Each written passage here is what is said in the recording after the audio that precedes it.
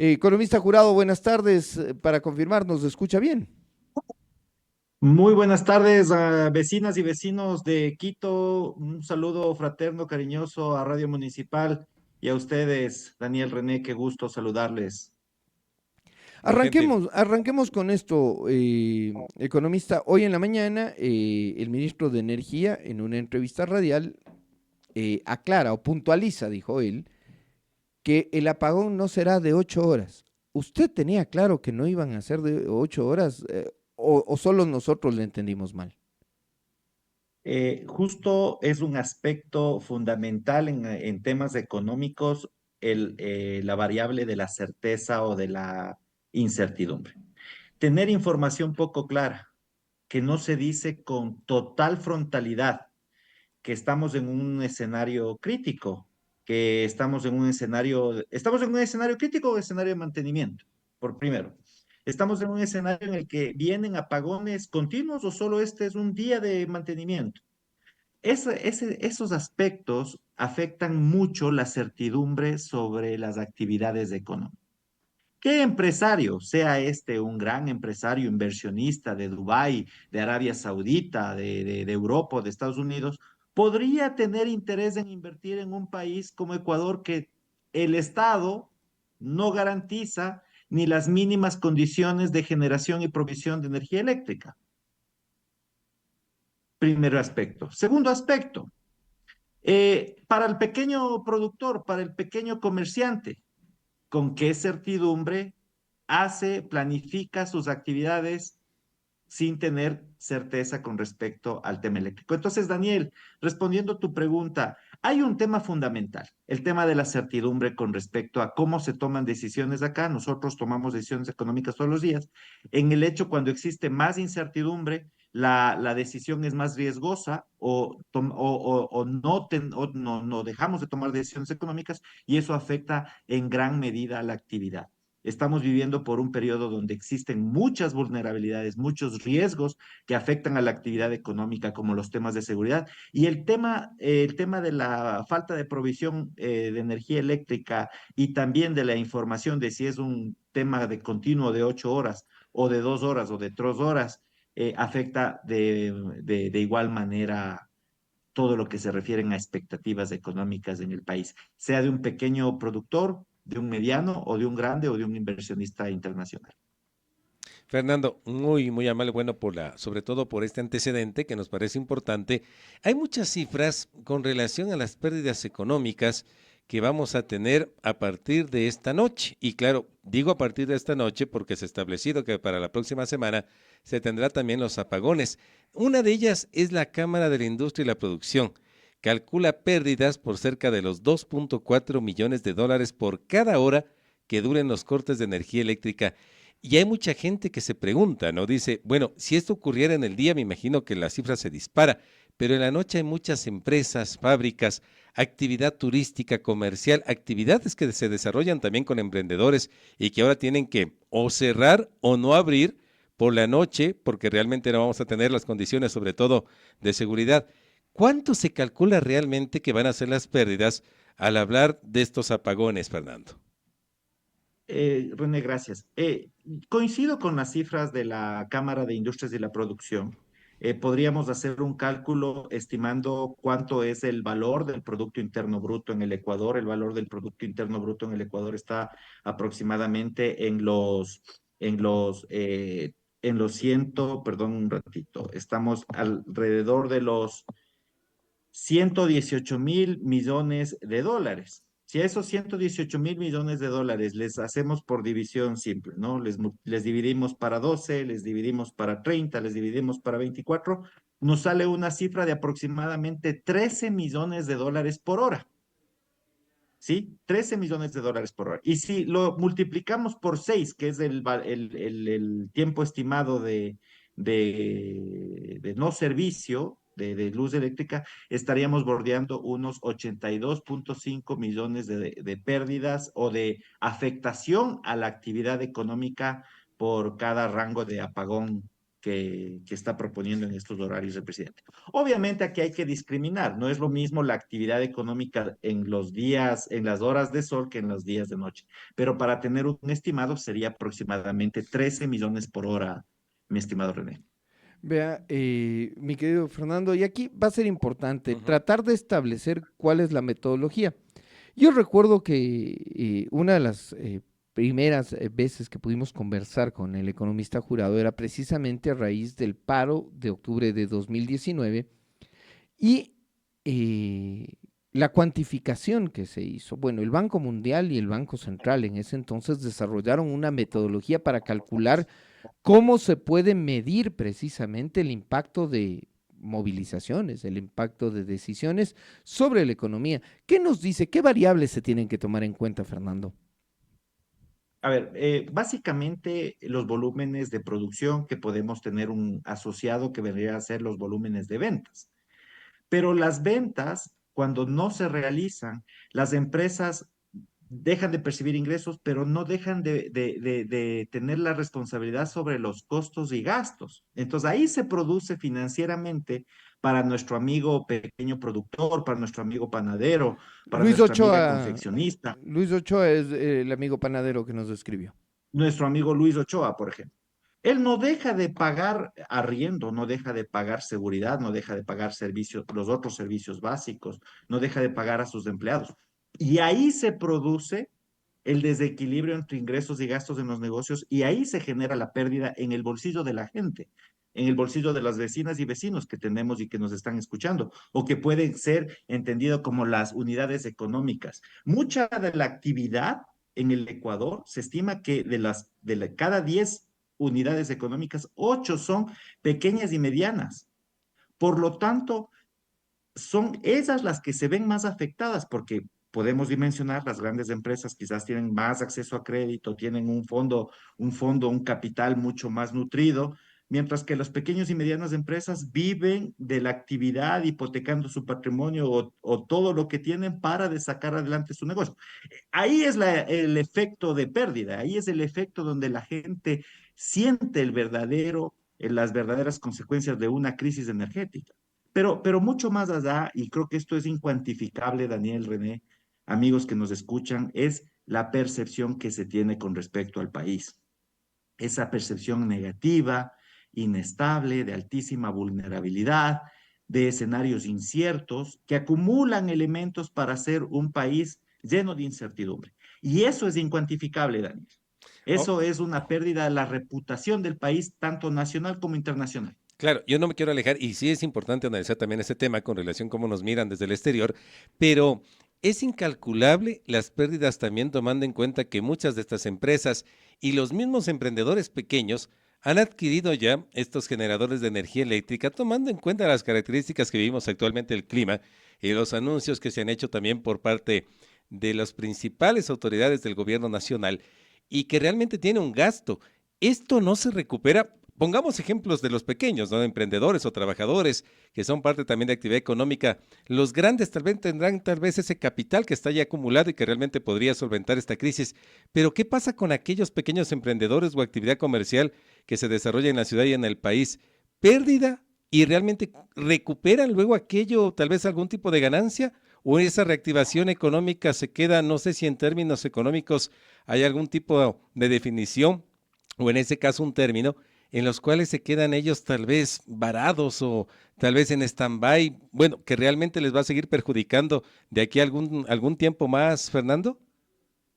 Sí, a ver, ahí hay un tema importantísimo y hay que puntualizar temas de actividad económica. Una actividad económica, por ejemplo, de producir un bien como un zapato, un libro, una cartera, posiblemente no tienes perecibles, pero un restaurante, un frigorífico, una tercena, un micromercado tiene muchos, digamos, muchas frutas, verduras, carnes que necesitan ser congeladas. Yo asumo el costo de comprar una planta o una Un generador. generadora eléctrica, un generador eléctrico, claro, pero eso lo voy a trasladar a mi consumidor final. Yo tengo que recuperar de una u otra manera ese gasto adicional que estoy haciendo para mantener frío mis carnes. O si es que no alcanzo, muy probablemente esas carnes se me dañan y eso se vuelve pérdida. Carne dañada no la vendo, tengo que no entregarla al público, eso se vuelve una pérdida. Y todas maneras, todo esto vamos a terminar pagando los ciudadanos, las vecinas y vecinos, o sea, los que estamos haciendo actividad económica, comprando, consumiendo. Y ahí, claro, mira que viene este otro tema, ¿no? Cuando hablamos de la reactivación económica, que la gente está sin empleo, esto va a una cadena, sobre todo que no termina, ¿no? Porque si tomamos en cuenta, Daniel, que desde el año 2019 que hubieron las movilizaciones, luego vino también los apagones, crisis política, ahora crisis nuevamente con relación a los apagones, el país realmente no empieza ni sale todavía del estado en el que nos encontramos, ni despega tampoco con relación a la reactivación económica. Esto también afecta el empleo y otros temas también vinculados con aquello, Fernando. Sí, es justo este discurso inicial que hice con respecto a las decisiones económicas. Como nuestros vecinos y vecinos, puedo poner un ejemplo, que tienen una ferretería y que están localizados en el sector de la América, ¿cómo podrían evaluar hoy tomar una decisión de abrir otra sucursal, por ejemplo, en el sector de Chillogallo o en el Gracias. sector de Marianas o en el sector de Pifo? ¿Con qué criterios? Sí, con un criterio de ventas, hay mercado, podríamos abrir, pero el resto de variables se nos vuelven inciertas. Estas otras variables que están relacionadas al entorno económico, al entorno empresarial, a la disponibilidad o no de energía para la actividad económica. Entonces, todo este entorno incierto, este entorno cargado de negatividad con respecto a la actividad económica, detiene las decisiones económicas y eso también es una pérdida, porque se estima que más o menos cada $10,000 que una persona invierte en una actividad económica genera un puesto de empleo. Si estamos dejando de invertir, si estamos dejando de gastar, implica que hay un freno total en la generación de empleo y eso perjudica a las familias y hogares de los ecuatorianos. Y otro dato que quiero dejarles sobre la mesa. En reportes a mayo del 2024 se sacaba un indicador de déficit de generación eléctrica de al menos 1,000 megavatios para las necesidades de 4,570 megavatios que necesitamos. O sea, significa que uno de cada 5 focos no tiene su correspondiente fuente de generación eléctrica en el país. Entonces, un dato que nos debe alarmar. Uno de cada 5 focos no tiene una fuente de generación eléctrica este momento en el país. Y eso es un dato que nos debe preocupar a nosotros como padres o madres de familia, porque es la iluminación de nuestro hogar y también como dueños o de una pequeña, mediana empresa, saber que hay un déficit potencial y un riesgo permanente con respecto a la situación eléctrica en el país. Economista Jurado, nuevamente, para intentar corregir o intentar paliar los daños, ¿cuán importante va a ser, por ejemplo, que se puedan publicar los horarios con al menos un día de anticipación, si no es un poco más?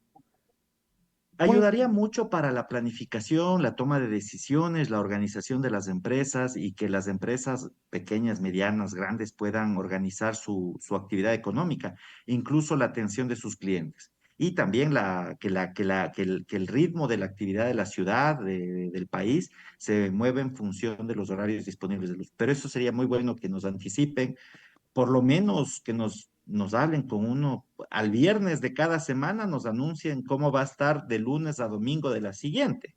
O sea, con unas 48 horas quizás, Daniel, para que la gente pueda organizarse, para saber cómo tenemos que mover nuestros inventarios, saber cómo tenemos que tener los que tenemos productos perecibles en percha, como carnes, verduras, frutas, cómo debemos ir moviendo nuestro stock. Una estrategia sería saber si tú vendes, por ejemplo, 10 unidades de pollo cada día, no comprar más de 10.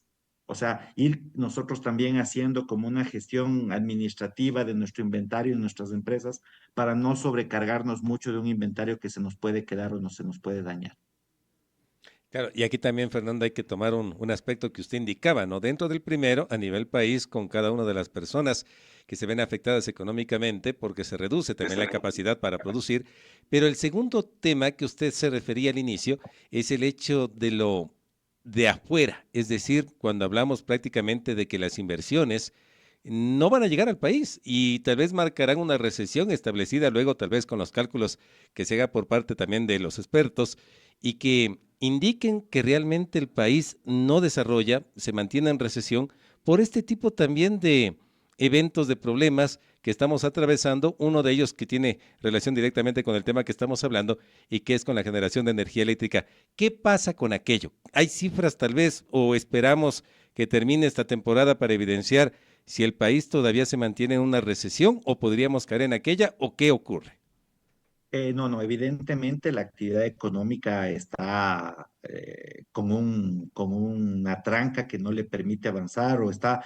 vamos a hacer una analogía que nos Ok, entiendan las personas que nos escuchan, vecinas y vecinos. Es como que usted quiere mover el carro sin prenderle. Es como que usted quiere mover el carro puesto una tranca. Es como que usted quiere mover el carro puesto el freno de embrague, el freno de mano. No va a avanzar al mismo ritmo que está como cuando prendes la máquina, pones primera y arrancas. El carro comienza a desarrollar sinergia, energía, el motor se mueve y el carro comienza a subir la cuesta. Pero si usted quiere moverle a empujones, la fuerza es diferente. Si el carro tiene una tranca, el carro no se mueve. Si el carro está con el freno en mano, el carro no se mueve. Entonces, la actividad económica está parada. Hay sectores y sectores que tienen un dinamismo diferente al sentido macro, pero macroeconómicamente estamos en una situación que quizás no hay que ser, hay que ser, tener un poco más de empatía con nuestros vecinas y vecinos.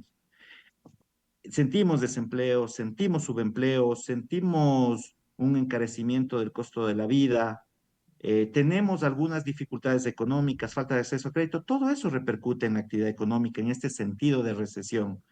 Y yo creo que el costo es altísimo porque estamos solo queriendo enfocarnos en los culpables y no estamos viendo soluciones. Necesitamos llenar el debate público sobre soluciones más que culpables, porque ustedes más que yo conocen cómo está la Ujú. temperatura de los mensajes a nivel de los culpables y te culpan que el de ayer no hizo, que el de anteayer tampoco y que el de hace 3 periodos tampoco hizo. Pero ¿qué estamos haciendo hoy para las soluciones de mediano y largo plazo? Las soluciones los expertos hablan que se necesita 1.000 megavatios para cubrir el déficit, pero cada año sigue subiendo esa necesidad de recursos, esa demanda de energía en el país.